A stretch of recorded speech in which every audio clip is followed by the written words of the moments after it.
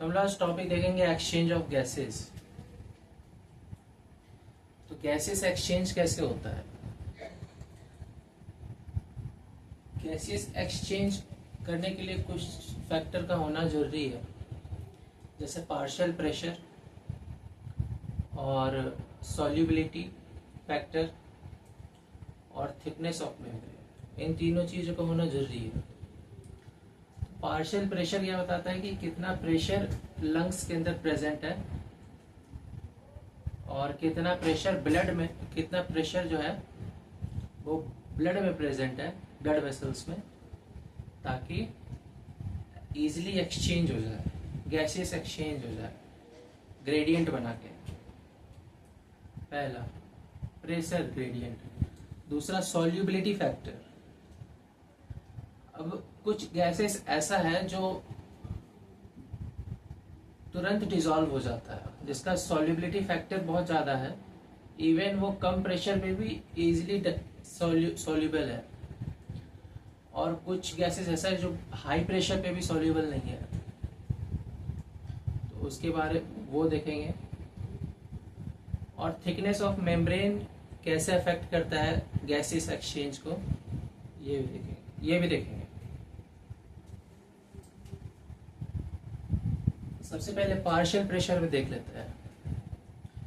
तो partial pressure, यहाँ दो ही चीज का पार्शियल प्रेशर देखेंगे, ऑक्सीजन और CO2 का। पार्शियल प्रेशर ऑक्सीजन का लंग्स में, एल्वेलाई में ज्यादा होता है। दैट इज एनसीईआरटी का फिगर लेके चल रहे हैं, क्योंकि एग्जाम में एनसीईआरटी से ही आएगा।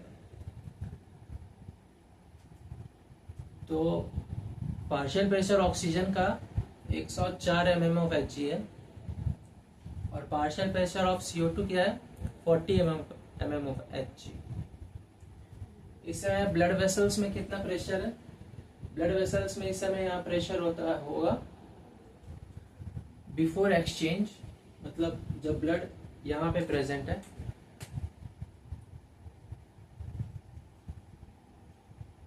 तब इस पे प्रेशर कितना होगा, 40 mm of Hg and oxygen का, और CO2 का 45 mm ऑफ Hg।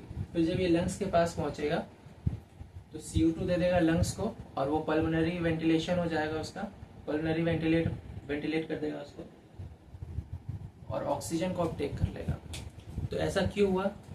क्योंकि यहाँ पे CO2 का प्रेशर क्या था, ज़्यादा था, और एल्वेलाई में CO2 का प्रेशर कम है, तो CO2 क्या हुआ, लंग्स के पास चला गया। अब यहाँ ऑक्सीजन का प्रेशर कम है और यहाँ ऑक्सीजन का प्रेशर बहुत ज़्यादा है, तो ऑक्सीजन ब्लड के अंदर आ गया। अब यहाँ क्वेश्चन है कि प्रेशर ऑक्सीजन का इतना ज़्यादा है, CO2 का इतना कम है, क्यों? क्योंकि ब्लड में CO2 20 to 25 time hire solubility रखता है इन एट द सेम प्रेशर। एक सेम प्रेशर पे अगर ऑक्सीजन और CO2 दोनों को छोड़ दिया जाए तो CO2 जो है वो 20 to 25 टाइम हायर टेंडेंसी है उसका डिसॉल्व हो जाने का, इसलिए उसका प्रेशर कम रहता है। इसके बाद फिर यहाँ जानते ही है, यहाँ से पल्मोनरी आर्टरी निकला, दैट इज डीऑक्सीनेटेड ब्लड, फिर पल्मोनरी वेन लेकर के आया इसको दोबारा हार्ट में, फिर ये एरोटा से पूरा बॉडी में गया। अब जब ये ब्लड वेसल्स के थ्रू आ रहा था तो इसमें प्रेशर कितना था,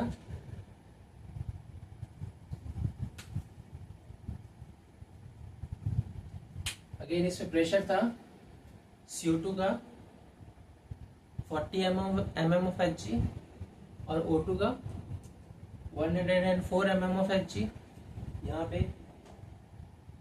और टिश्यू में प्रेशर कितना है, ये 45 mm ऑफ Hg। तो यहाँ पे क्या होगा, CO2 का प्रेशर टिश्यू में ज्यादा है, लंग्स से जो ब्लड आ रहा है उसमें कम है, तो सारा CO2 ब्लड वेसल्स में जाएगा। और ऑक्सीजन का प्रेशर जो है 40 mm ऑफ Hg है टिश्यू में, और लंग्स में कितना है, 104 mm ऑफ Hg। तो जो लंग से ब्लड आया है वहां से ऑक्सीजन टिश्यू के पास जाएगा। तो ये प्रेशर किस तरीके से एक्सचेंज ऑफ गैसेस में मदद करता है ये हम लोग देख लेंगे। अब दूसरा आता है सॉल्युबिलिटी फैक्टर। सॉल्युबिलिटी फैक्टर देखते हैं।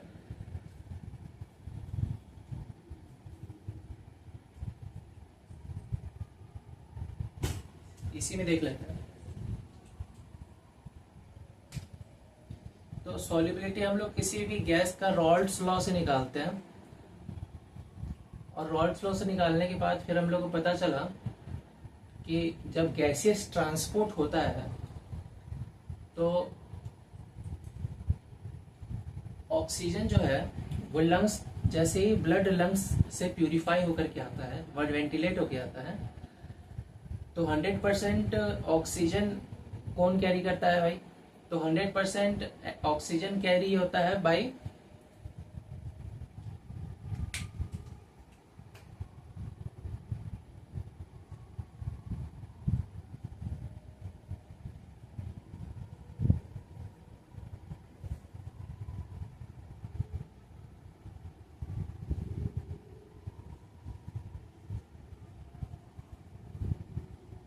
इसको और अच्छा ट्रांसपोर्ट ऑफ गैसेस में देखेंगे।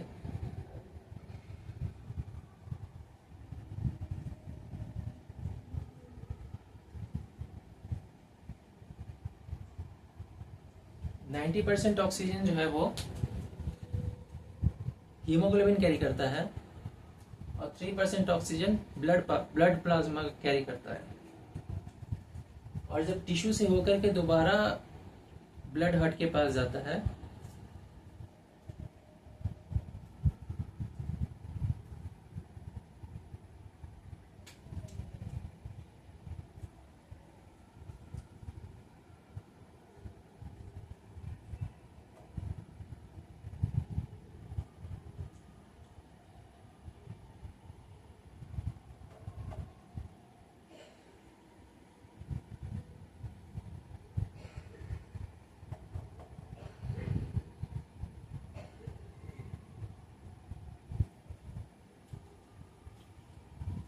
जब टिश्यू से दोबारा जब ब्लड जो है वो टिश्यू से दोबारा हार्ट के पास जाता है तो हीमोग्लोबिन 20 to 25% कैरी करता है CO2। ये CO2 का ट्रांसपोर्ट है।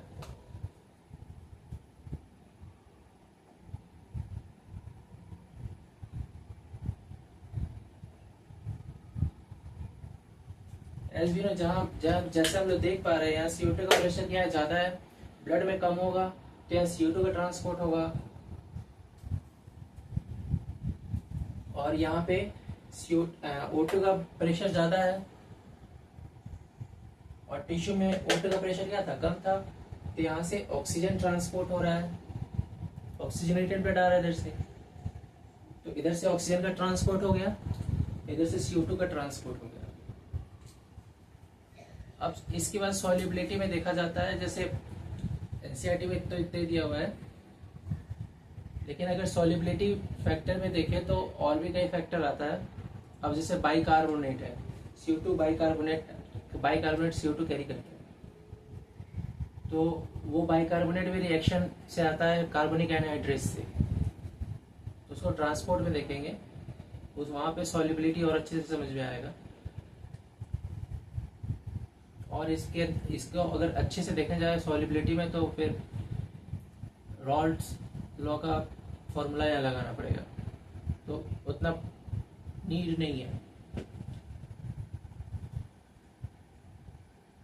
अब थिकनेस ऑफ मेम्ब्रेन कैसे अफेक्ट करता है गैसेस ट्रांसपोर्ट को, वो देख, गैसेस एक्सचेंज को।